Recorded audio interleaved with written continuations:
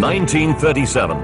The Hindenburg, the world's largest flying machine, arrives in the United States with 97 people on board. It's the end of a successful transatlantic flight. Moments from landing, a fierce fire erupts. In just 34 seconds, the mighty airship is destroyed. 36 people perish. Many suffer agonizing burns. But what caused the devastating fire?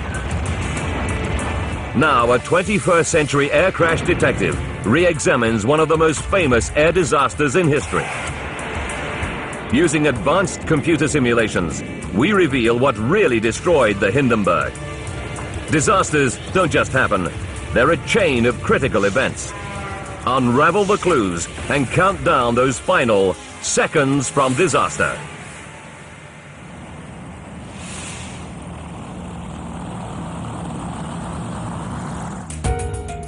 Europe,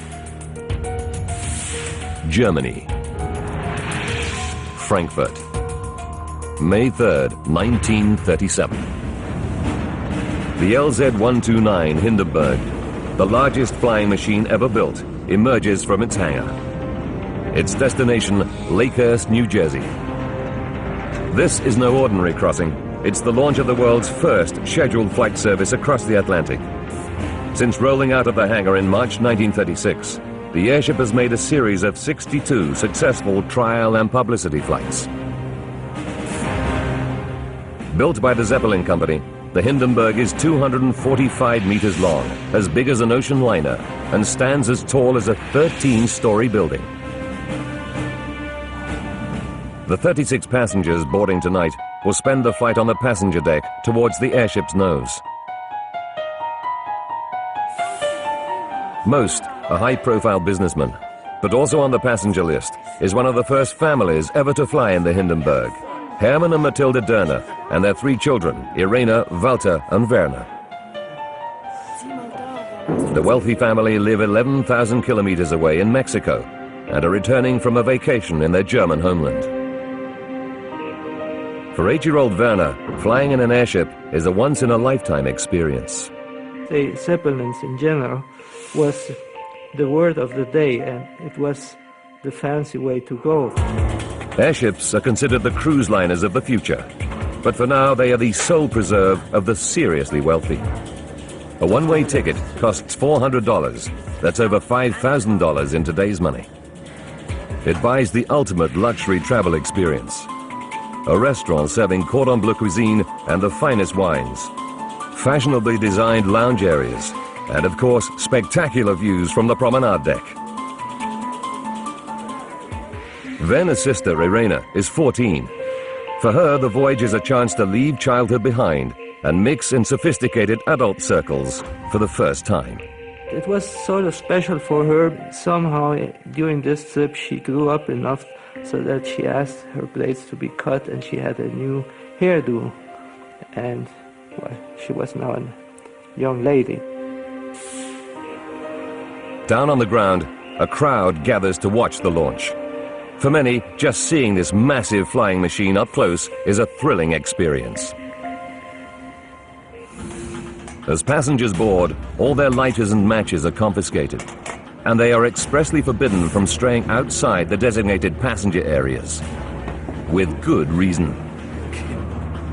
The airship's outer skin is made of strong cotton and linen, waterproofed and tightened with a chemical paint called dope. Inside the skin are 16 gas bags, over 30 meters tall, holding nearly 200,000 cubic meters of hydrogen, a highly flammable, lighter-than-air gas that gives the airship its lift. Forward of the passenger deck, slung beneath the airship, is its nerve center, the control car. In command is Max Pruss. He's one of the company's most experienced captains with over 20 years flying experience. And he's captained the Hindenburg on 22 flights. 8:15 p.m. Right on schedule, Captain Pruss orders the ground crew to release the landing ropes. The flight crew dumps 590 kilograms of water ballast, and the airship begins to rise. When it reaches 60 meters, the crew starts up the four 1100 horsepower diesel-fueled propeller engines.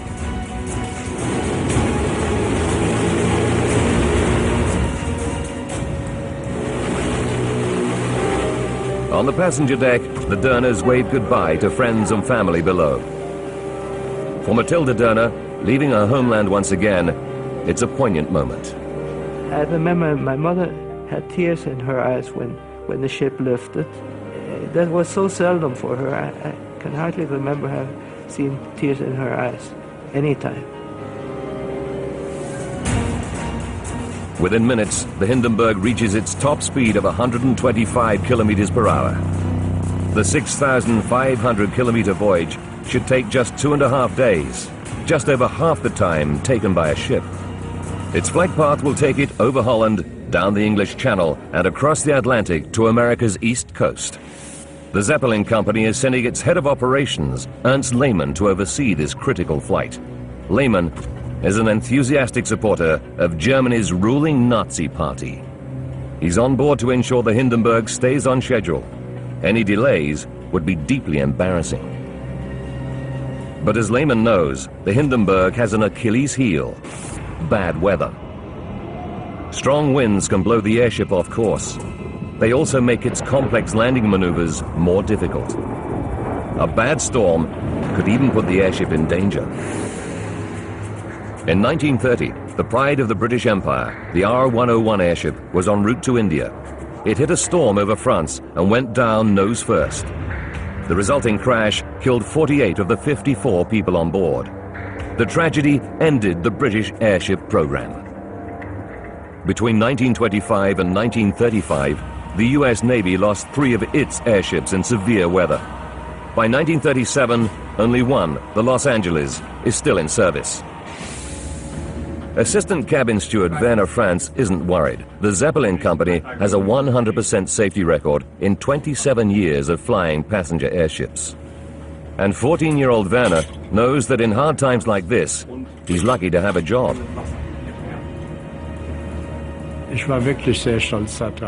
I was very proud to be part of the crew and to go on all those journeys, to see all those countries. My father was out of work at the time and we had very little money. To be part of this, it was incredible. But there's a new threat facing passengers and crew on the Hindenburg today. Under Germany's dictator, Adolf Hitler, the Nazis are rearming for war. They are also brutally suppressing all opposition at home. The Hindenburg's construction was part funded by Hitler, and it's become a powerful Nazi propaganda tool.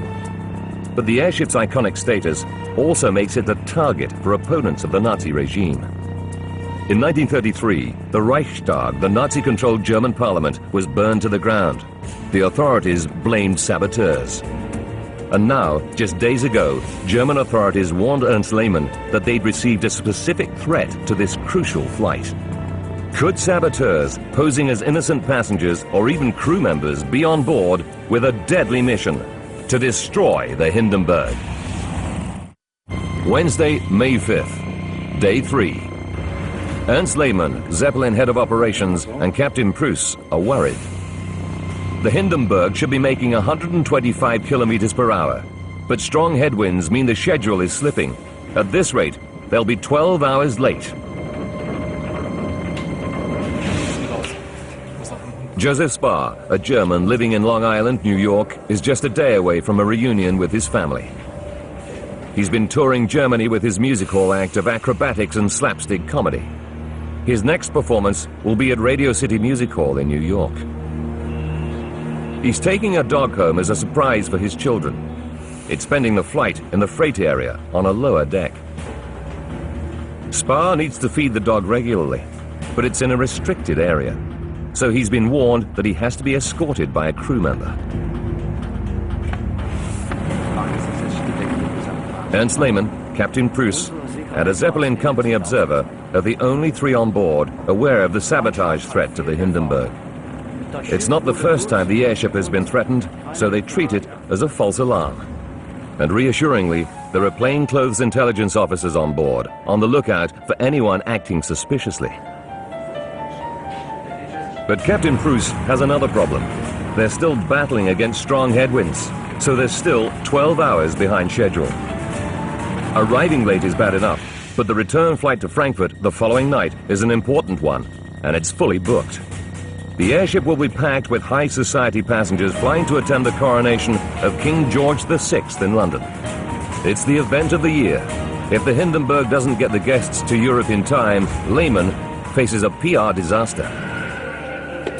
The passengers finish their after-dinner drinks and retire to their cabins. It's their last night on the Hindenburg. In a few hours, they'll be in New Jersey. Werner Franz grabs a few hours' sleep. Tomorrow he's going to be busy preparing the airship for its return trip. Thursday, May 6th, 6 a.m. The Hindenburg should be landing at Lakehurst Naval Base, but it's still 1,130 kilometers away. The estimated arrival time is 6 p.m., 12 hours behind schedule. Lehmann and Preuss should have 16 hours to land the airship, disembark the passengers and freight, and complete refueling and reprovisioning before heading back to Europe at 10 p.m. Today, they'll only have 4 hours. It's going to be tight. 2 p.m. Mrs. Derner packs the family's bags. On the passenger deck, Joseph Spar can't wait to see his wife and children. He knows how thrilled they'll be when they see the dog he's bought for them. The Hindenburg approaches New York, just 80 kilometers northeast of their destination. Captain Preuss treats the passengers to a bird's-eye view of the Manhattan skyline. From a crew lookout area at the top of the airship, 14-year-old cabin boy Werner Franz marvels at his first glimpse of the new world.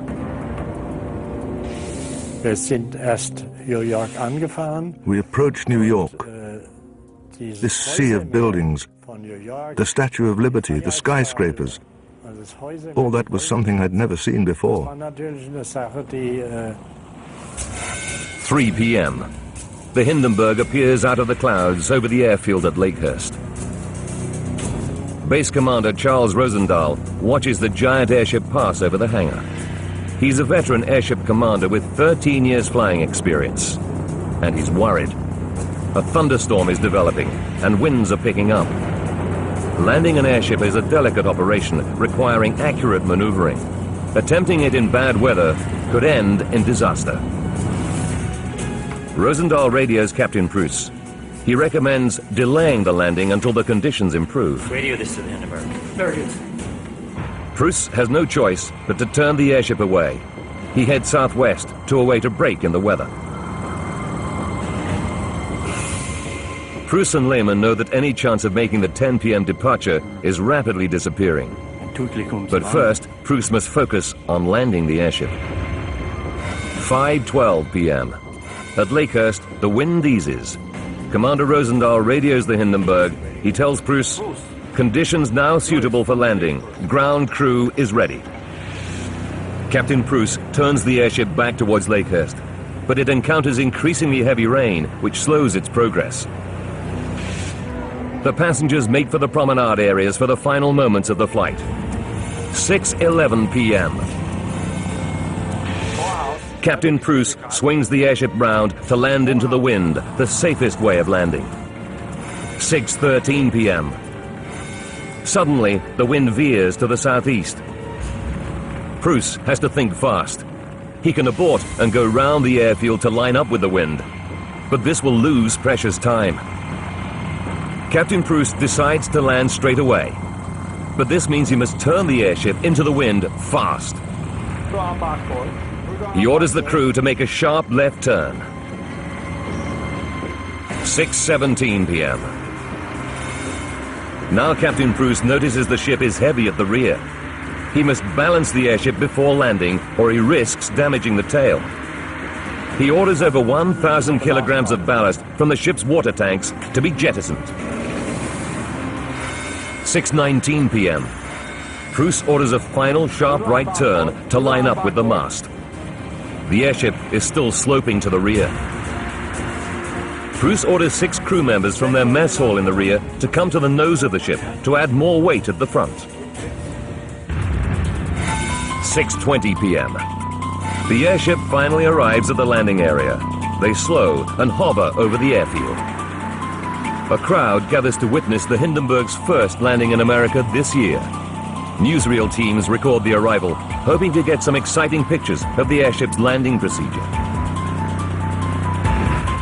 Now all that remains is for the crew to lower a cable from the nose to the mooring mast. The ground crew will then winch the Hindenburg down to the mast. Before lowering the mooring cable, crews must first drop 2 anchor ropes. These are held by the ground crew to stop the airship drifting. 6:21 p.m. The first anchor rope drops to the ground, closely followed by the second. 6:25 p.m.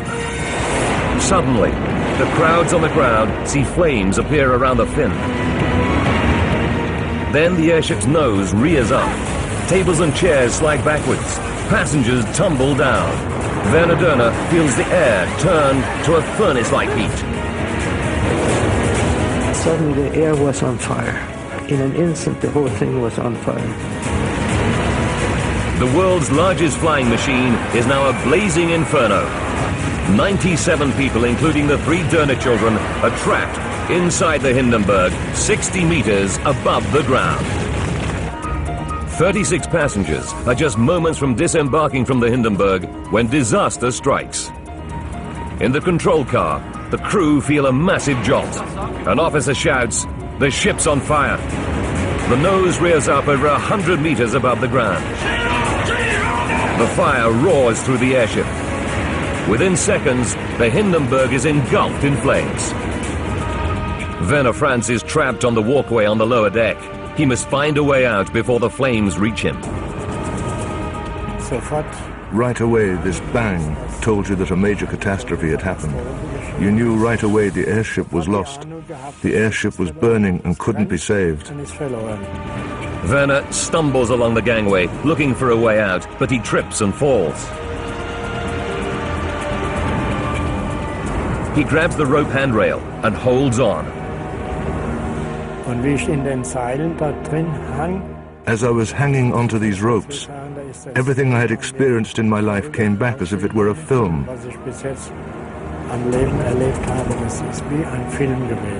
Werner sits on the gangway and kicks through the canvas.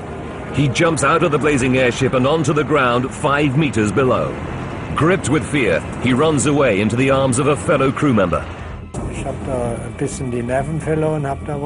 I lost control and started screaming, and he put me right again, saying, "What's the matter? You're all right, aren't you? Control yourself. Go and see if you can help someone." But Werner is too terrified to return into the flaming wreckage. These half-burned creatures came running past me. Nothing could persuade me to go back into the airship.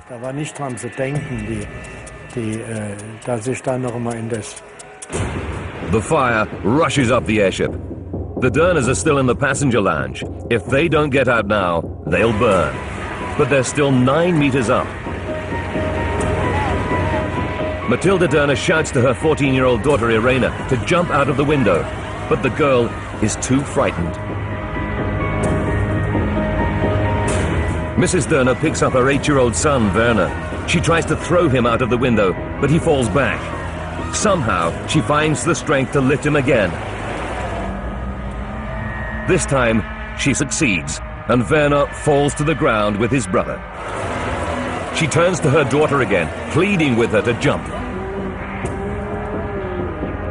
But Irena is paralyzed with fear, and instead turns away towards the flames, looking for her father.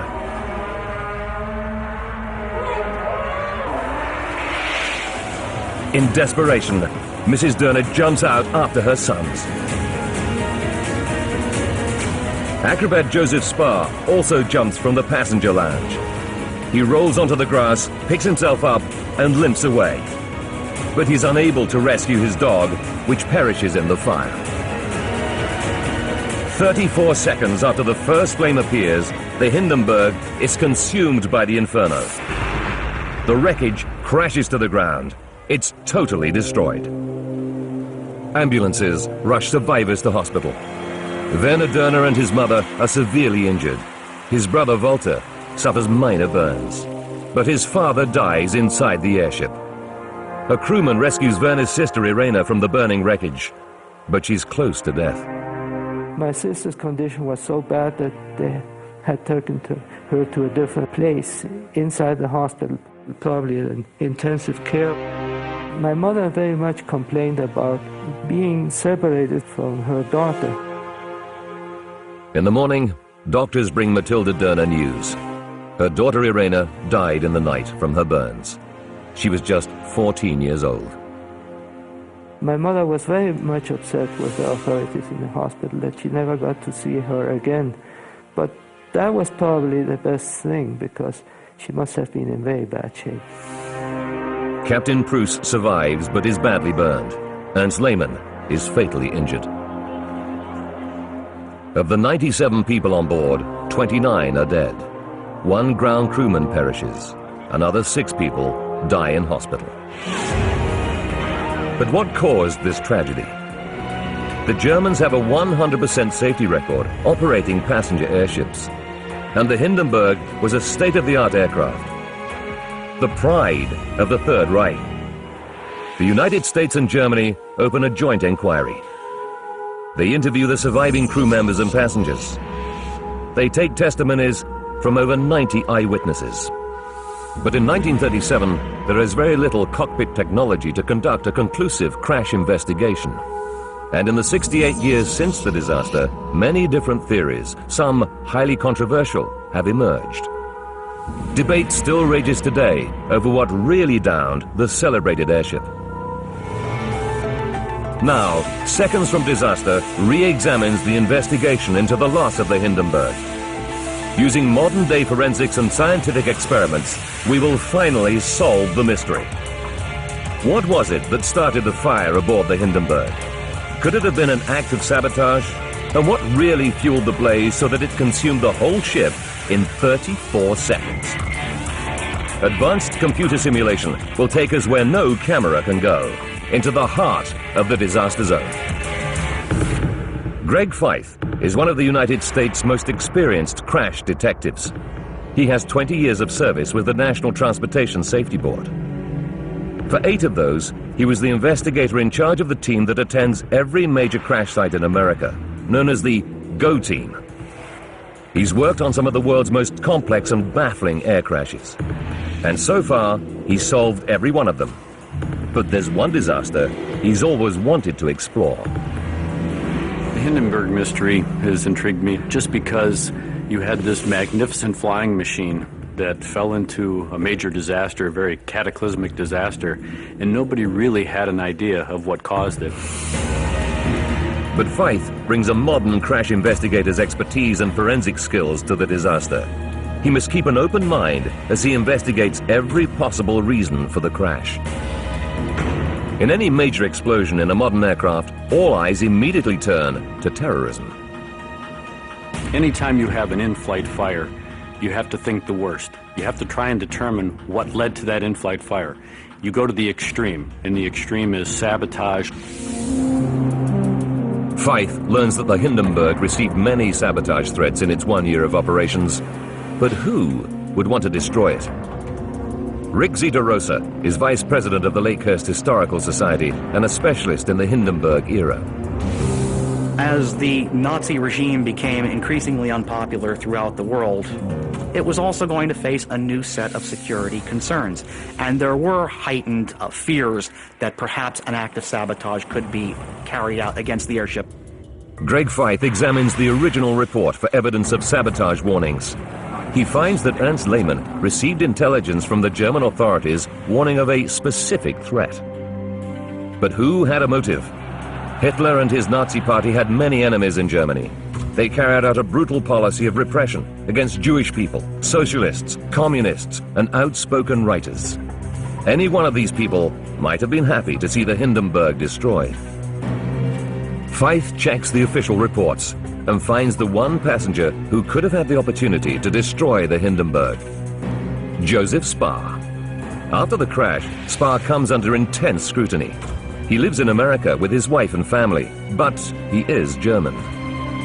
And for the last few months, he's been traveling all over Europe. This is just the sort of background that rings alarm bells with German intelligence. According to the FBI report, Joseph Spar did act suspiciously. In fact, Spar accessed high-security areas where no passengers were allowed, apparently to visit his dog. The fact that Spar is an acrobat with great agility means he could easily climb in and around the Hindenburg's narrow passageways. Could Spar have used his dog as a cover to plant a bomb?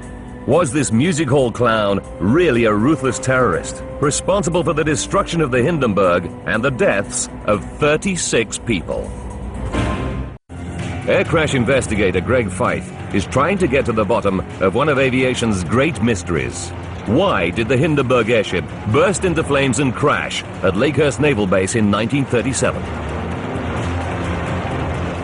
Many of the crew and officers of the Hindenburg were convinced the cause was sabotage. Feith wants to see if the theory stands up. He finds an intriguing statement in the report about one of the passengers. Acrobat Joseph Spar did disappear into unauthorized areas where the fuel tanks were kept on several occasions on his own. He told the crew he was going to check on his dog. Could he actually have been looking for somewhere to plant a bomb? Feith knows that the FBI investigated Spar and was unable to find any motive. But he wants to put Spar's actions aboard the airship under the microscope himself. He studies the film footage. He reads eyewitness reports. They state that the fire started at the top of the airship near the vertical fin. For Spar to reach this area, he would have to climb up a 30-meter shaft. Even with his acrobatic agility, this would take several minutes. And he would have to somehow avoid being challenged by the many crewmen patrolling this area. And if he were caught, he could hardly claim to be feeding his dog when it was stored in the freight area at the foot of the airship. Why would he have taken so many risks when he had ample opportunity to plant a bomb here, which would have had just as deadly an effect? Feith decides it's too far-fetched and rules Spar out as the potential saboteur. So, if it's not a terrorist act, what else could set the airship on fire? The joint reports state that a spark ignites leaking hydrogen that consumes the airship in 34 seconds. Hydrogen certainly seems the obvious culprit. It's highly flammable when mixed with air, and the Hindenburg had 16 gas cells with a total of 200,000 cubic meters of hydrogen. But in nearly 70 years since the accident, many experts have cast doubt on the idea that hydrogen was the fatal accelerant in the fire. The Germans were aware of the dangers of hydrogen, so they took every possible precaution. All passenger cigarette lighters and matches are confiscated at the start of the voyage as a fire precaution. And hydrogen can only ignite when mixed with air. Feith shifts his attention to some recent theories. Some experts claim that leaking diesel fuel caught fire first, and only then hydrogen once the fire had spread. Feith studies the Hindenburg blueprints. There are 88,000 liters of diesel stored in tanks at the bottom of the airship. The fuel lines run from the tanks to the 4 exterior mounted engines. Could there have been a fuel leak in one of these lines? Looking back through the Hindenburg's flying history, he comes across a statement made by an American observer. Harold Dick, an engineer working for the US airship company Goodyear, was invited by the Germans to attend the trial flights in 1936. On one of these, he noticed a strong smell of diesel in the keel, or bottom of the airship. Greg Feith finds that on a later flight, Dick notes that the main fuel lines do not seem to be particularly tight. This fuel leak theory now looks attractive to Feith, but he needs to know if there was a fuel leak, what ignited it. The most likely cause would be a short circuit in the electrical cables, creating a spark. But Feith isn't convinced that a spark would ignite diesel. He knows that diesel has a high flash point. It must reach nearly 65 degrees Celsius before it'll catch fire. If there were a diesel leak, it would have to be heated up to that point before a spark could ignite it. Feith studies the airship plans to see if there is any point where diesel comes into contact with a heat source. He finds just one, the engine rooms. This is the hottest point the fuel passes through before feeding the 1100 horsepower engines. But there's a problem. The engines are all externally mounted, suspended below the airship. If a fire had started here, then eyewitnesses on the ground would have clearly seen it. Instead, they all report that the fire started at the top of the ship. To have a fire ignite on the bottom of the airship, propagate through the entire diameter of the airship, and then exit out the top in a very short period of time without anyone noticing is very remote. Greg Feith rules out a diesel leak as the cause of the blaze that engulfed the Hindenburg. Now he turns to the other prominent theory for the blaze. Not something inside the ship, but its outer skin. The outer covering is a cotton linen material painted with a chemical known as dope that waterproofs the airship and protects the gas bags from the heat of the sun's rays. The dope used on the Hindenburg was a new type of paint called cellulose acetate butyrate. This dope is more flammable than previous paints. The paint theory states that somehow the skin of the airship caught fire. The Hindenburg burned fast. The footage reveals that the fire swept through the entire airship in just 34 seconds. Would the doped outer cover really be so flammable? When you look at the fabric that was used to cover the Hindenburg, it's a cotton linen material. So on its own, of course, it's flammable. But it was impregnated with this doping material. And while it too has some flammable capability or characteristics to it, can it burn that fast is the big question. Feith decides to conduct an experiment to test the paint theory. He prepares a sample of the outer cover. It's made from exactly the same type of linen cotton material. The cloth is doped with a mixture of iron oxide powder and aluminium powder, just like the skin of the Hindenburg. If the material is the accelerant, this experiment will prove it. For safety, the test is done outside. If there's any wind, it's likely to push the flame in one direction faster than the other. So to compensate for this, he uses 2 stopwatches to time the burn. Go. As soon as the flame reaches the edge of the inner circle, he starts the clocks. When the flames reach the outer edge, he stops the clocks. 1 minute for the wind-assisted side, and 1 minute and 8 seconds for the flame to travel against the wind. Both much too slow. The Hindenburg, all 245 meters, burns in 34 seconds. At the burn rate Feith's timed, the Hindenburg would have taken 40 hours to be destroyed. Greg Feith concludes the outer skin cannot be the fatal accelerant. So what did burn the Hindenburg? Was the original report right after all? Was it the hydrogen? From the investigative standpoint, you have to wonder what can burn that quickly and literally take an 800-foot tube and destroy it in a matter of seconds. Feith commissions Professor Nick Syred, a mechanical engineer with 30 years' experience specializing in combustion rates, to calculate if it was hydrogen that burned the Hindenburg. The airship was 245 meters long. Professor Syred knows from scientific study that hydrogen can burn at a rate of 9 meters per second. I made calculations of the flame speed of hydrogen, and it's perfectly consistent then within about 30 seconds or so that a flame can engulf the whole of the Hindenburg.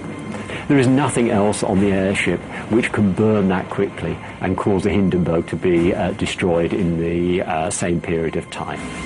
Greg Feith concludes that hydrogen is the fatal accelerant for the fire that tore through the Hindenburg, consuming it in 34 seconds. But the hydrogen would have had to escape to mix with air before it could become flammable.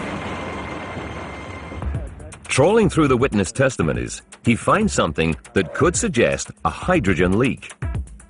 Eyewitnesses on the ground notice a fluttering at the top of the airship near the vertical fin just before the fire starts. Could they be seeing escaped hydrogen pushing against the outer envelope? The original report concluded this may have been the case. But Feith wants to find out how the hydrogen could leak out. He studies the composition of the gas cells. They're made of a special plastic film sandwiched between two layers of thick cotton. It would take considerable force to rupture these cells. Is there anything on the airship capable of causing such damage? Next, Feith focuses on the Hindenburg's bracing wires. Thousands of cables that are vital to the overall strength of the machine. There are over 200 kilometers of wire bracing the airframe. They're each about 3 millimeters thick, made of steel similar to piano wire, with a breaking stress of 450 kilograms. Is it possible for one of these wires to snap? He checks the maintenance records and finds out that bracing wires have snapped on airships in the past. Feith examines the Hindenburg's final journey to find out if anything could have put the airship under structural stress. He first checks the weather conditions. The airship battled strong headwinds all the way across the Atlantic, but according to the flying logs, it had flown through worse conditions in the past. But examining the last moments of the flight, Feith finds a critical clue. Shortly before the fire, the Hindenburg makes its final approach. Then, suddenly, the wind changes direction, and Captain Pruss orders the crew to make a sharp left turn. Finally, Pruss orders another sharp turn, this time to the right, to line up with the mooring mast. But would these tight turns snap a bracing wire? Feith checks the design plans and finds that the Hindenburg wasn't designed to make sharp turns. As the airship turns, it generates sideways pressure on the tail fin. The Hindenburg is 245 meters long. If it turns too sharply, it could put too much stress on the airframe. A bracing wire could snap under this kind of tension. In a tight turn, the greatest stress on the airship is just forward of the tail fin. And Feith knows from eyewitness reports that this is where the fire probably started. If a wire did snap, the whiplash effect would be so violent it could slash through the gas bag's protective covering. And Feith also realizes that the airship may have been leaning to the rear as a result of hydrogen leaking from a cell. They did have some support tension wires that had broken in the past, and because that the captain was making very hard turns left and right, it could have caused one of those tension straps to break, sliced a hole in that gas bag to allow the hydrogen to leak out. Greg Feith concludes that a snapped bracing wire caused the fatal leak of hydrogen. But this doesn't explain what could have ignited the escaping hydrogen. He studies the weather conditions at the time of the accident. The report states there was light rain over the airfield. A thunderstorm had recently passed by. There was lightning still visible to the south of Lakehurst. Although no one saw lightning strike the airship, these conditions create a highly charged electrical atmosphere. Could this have somehow caused the critical spark? It was well understood at the time that as an airship passes through the air, it gathers tens of thousands of volts of static electricity, just like a party balloon being rubbed on a sweater. The effect is increased in thundery conditions. While it remains aloft, the ship is in no danger, since the entire machine, the aluminium skeleton and the outer skin are all at the same level of charge. But all that changes when one part of the ship touches the ground. And Feith can see from the film footage exactly how that happened. In the final stages of landing, the crew drop the first mooring ropes. The rain makes the ropes wet, and once they're wet, the charge from the airship's metal frame now rapidly flows through the ropes to the ground. Instantly, the airframe voltage falls to zero. But the airship's outer cover is made of a linen-cotton mixture that does not conduct electricity so easily, and it remains at high voltage, the perfect conditions for generating a spark between the skin and the frame. Greg Feith now knows how the spark that ignited the hydrogen was generated. He can now unravel what happened aboard the Hindenburg in those final, fateful seconds from disaster. 14 minutes before the fire, the Hindenburg begins its final approach. Static electricity builds up on the ship, spread evenly throughout the structure. 11 minutes to go. Without warning, the wind changes direction. Instead of going around the airfield in a wide sweep, Captain Pruss, anxious to land the airship as soon as possible, makes a sharp left turn. Stressed by this sudden maneuver, somewhere near gas cell 4, a bracing wire snaps. The gas cell ruptures and hydrogen begins to leak out.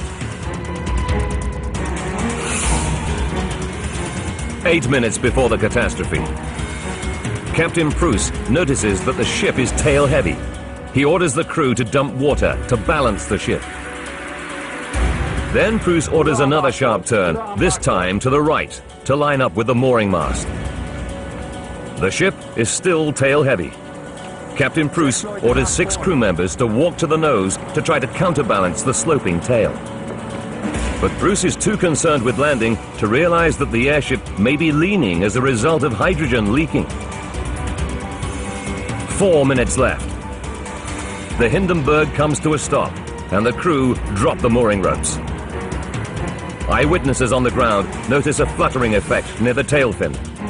They don't know it, but what they're seeing is leaking hydrogen pouring out of the doomed machine. By 6:25 p.m., due to falling rain, the ropes are now wet. The electrical charge flows from the metal parts of the airship to the ground. The aircraft's skin, less conductive than the metal, is still highly charged from a combination of the journey and the atmospheric conditions. It's now at a dangerously high voltage. Seeking the quickest way to the ground, a spark jumped from the outer skin to the metal, igniting the leaking hydrogen. The fire roars through the airship. There's 200,000 cubic meters of hydrogen in the 16 cells catch fire. 34 seconds later, the mighty Hindenburg is destroyed. 36 people are killed. But Greg Feith still has one piece of the puzzle to solve. How could the Hindenburg fire have been bright orange when hydrogen burns with an invisible flame? Greg Feith has concluded that the Hindenburg was destroyed after a spark caused by the thunderstorm conditions in the atmosphere ignited leaking hydrogen. But he still has one question. He knows that hydrogen burns with an invisible flame. And yet eyewitnesses stated that the Hindenburg burned with a bright orange glow. How could hydrogen burn this way? On the airship. Feith sets up another experiment. He sets light to a stream of hydrogen. There's no visible flame. But as soon as he places some cloth in the hydrogen flame, the fire is visible. Hydrogen burns clear. That's not what the folks saw when they were observing the actual fire. The fire that they saw was the material, that covering material that finally ignited and burned. Going through the papers, Greg Feith realizes the tragedy could have been averted. He finds that the Zeppelin company had strict regulations governing landing procedures. In fact, in their training, crews were warned against landing in thunderstorm conditions. He learns that Dr. Eckener, the chairman of the company, blamed Captain Pruss and Ernst Lehmann for the accident. Dr. Eckener felt very much that it was pilot error. When he learned of the landing conditions, he was appalled and he was infuriated. He unequivocally held that the landing never should have been carried out as it was under those conditions. But Pruss is under pressure to land as fast as possible, to try and make up time on the schedule. He also has Ernst Lehmann, Zeppelin's director of operations, in the control car with him. He too is anxious to keep to the schedule. Instead of aborting the landing and waiting for better weather, they try to land in dangerous atmospheric conditions.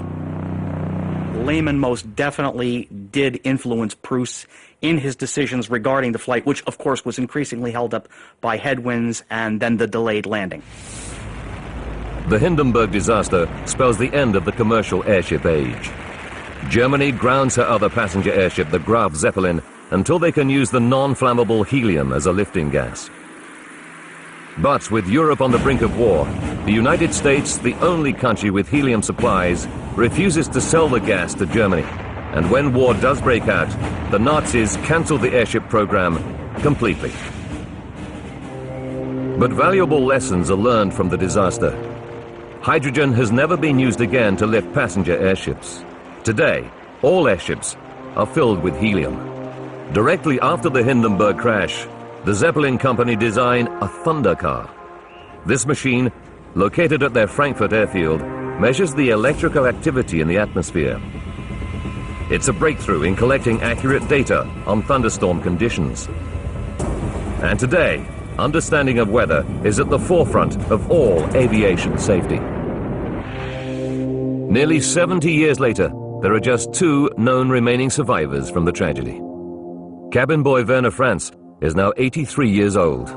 After the crash, he trained as an engineer, but the memories of that day stayed with him. It took quite some time to calm down again. Those impressions stayed with me for a long time.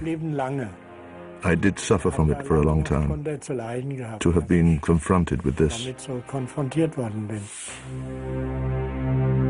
Werner Dörner returned to Mexico with his family. Now aged 75, he lives in the United States. Although he lost his father and sister, he believes the crash had a positive effect on him. I wonder what my life would have been without it. I was a spoiled brat. It made me probably a better person than what I would have been without it. The Hindenburg is still the largest flying machine ever built. Today's air travelers may fly across the Atlantic in a few hours, but the luxury and style the Hindenburg passengers experienced will probably never be surpassed.